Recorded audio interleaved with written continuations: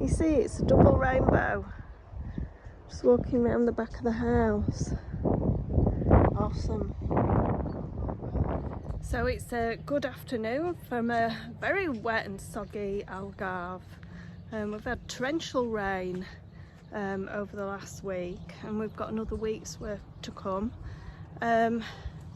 What we're doing today, just got in, we've had a major spend today. We bought a shower, a boiler and fridge freezer, and we've also bought a new washing machine because it's on the conch. So Abe's, I'll just show you, taking the roof off the toilet area. Just let me... Or felt. I'll probably put felt over the top because this section is going to come out and we've been rebuilt.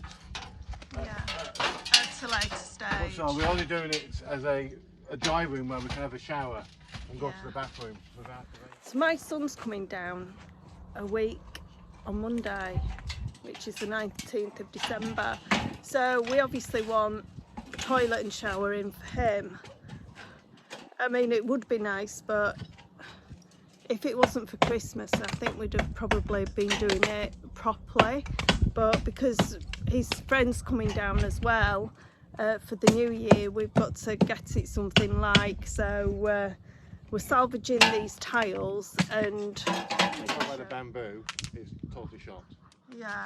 We bought some garden stakes to keep little Belle in, but she literally just wants to stay around the house. Obviously we don't want to do anything illegal, we're keeping to our footprints with everything. It's just making this room into a doable shower and toilet area just for now. So yeah, so let's see how we get on with it. Abe's insistent on taking all the nails out of the wood that he's using because we're going to put it on a big bonfire, and obviously he wants a tractor as well. So what he's doing is he doesn't want to run over the nails with his tractor, but so that's why he's taking a bit of time. And I think he always does things right, does Abe? Even though it may take a little bit longer. But I'll just show you this wood that's just come out of the bathroom area. Now I'll just take you around, and you can see the state of, when you buy these old properties here, you have to be so careful. Look at Belle. Look at that. That little being going somewhere. I don't know what that is. Right, look at the state of this.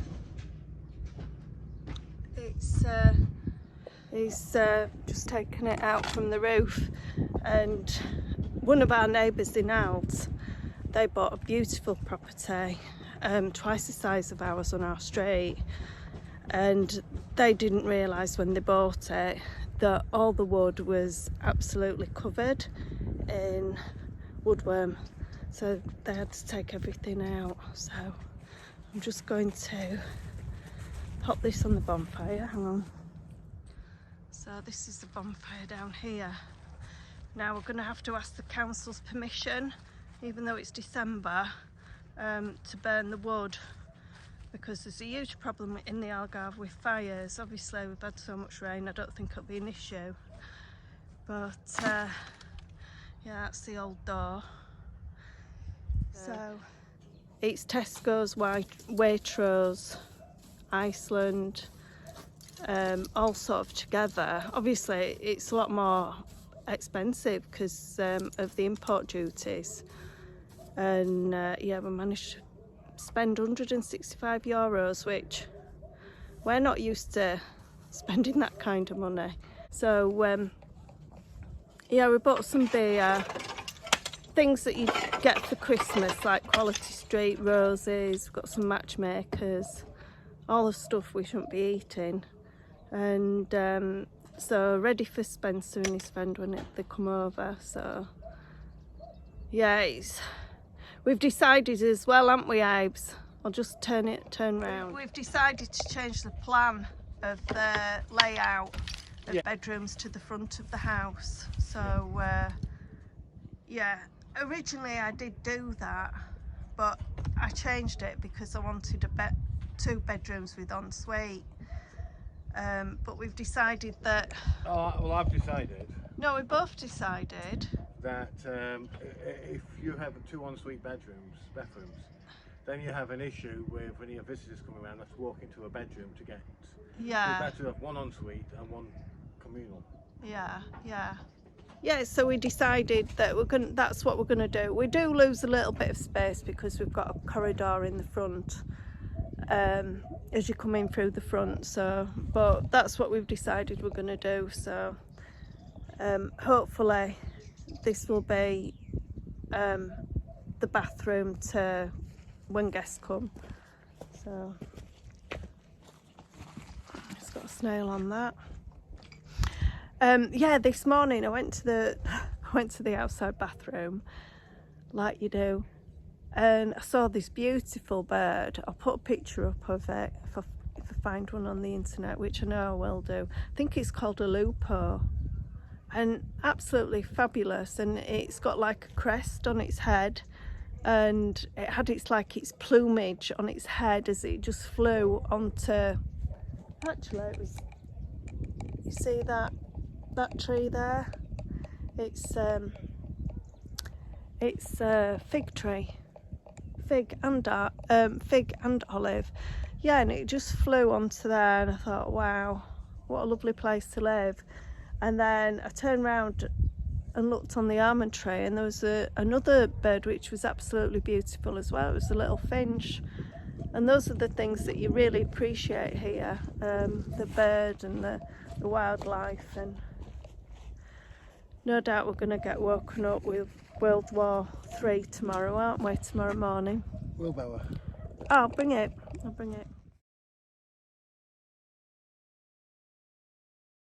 So you take that wood, look, that was hiding behind all that up there. Yeah. That's just like wet to be. So when we put the roof on, temporary roof on, we still have to, this is all contaminated timber. Yeah. So when we put the temporary roof on with good tongue and groove, Yeah. I'm going to coat it in pesticide. But so it won't spread on, because there might be some spores about. But didn't you get organic pesticide? No, I got a safe internal pesticide, which is non-toxic to human beings. Right. You never ever use treated wood inside of a property, No. because it's toxic to humans. All these little bits of broken tile here will be really good for draining, for plant pots and things. So I've actually ordered my polytunnel. I've ordered a 10 metre by 4, and I'm going to put it up by the factory wall because it'll be sheltered there, but I'm also going to get Abe to make me one as well. I've got an area of 25 metres on the factory wall. I'll show you in a minute, and it will actually just shield the look of that factory wall. It's not a bad factory wall, but it will just shield it. And it's not a bad factory really either. Sometimes you get the pleasant smell of oranges. I don't know if they actually make orange juice there, or they just pack the oranges. But yeah, it's not that bad, but again, I'd like to shield it, so that's the thoughts with and actually having a polytunnel as well. It's a bit like having an extra room really, because I've got an idea for Christmas that I might actually put my the previous owners actually left a table, so I'm thinking of putting the table in the polytunnel, because obviously I won't have everything that I want to put in seed boxes by then, so it'll have a bit of extra room. So yeah, You see, hang on. See, the plan is to make this house reasonably livable, but not complete. Because to do the completion of the work on this house, it means that we'll have to have accommodation to live in. Because I have to take the entire roof off and to marry it all into the same shape. So the plan is, once we've done a wash area, a kitchen, and a temporary toilet and a shower area, I can then start on the ruin.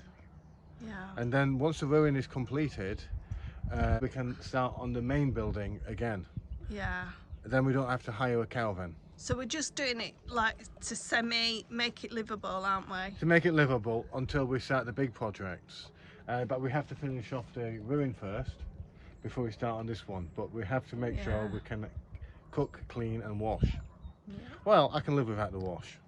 No, yeah, Abe said that he's actually reusing all this that he's taken off for footings, so that's a good thing.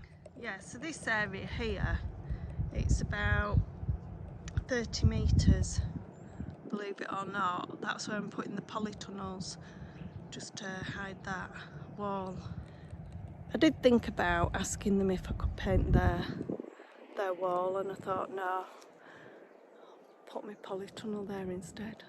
That sounds like a plan.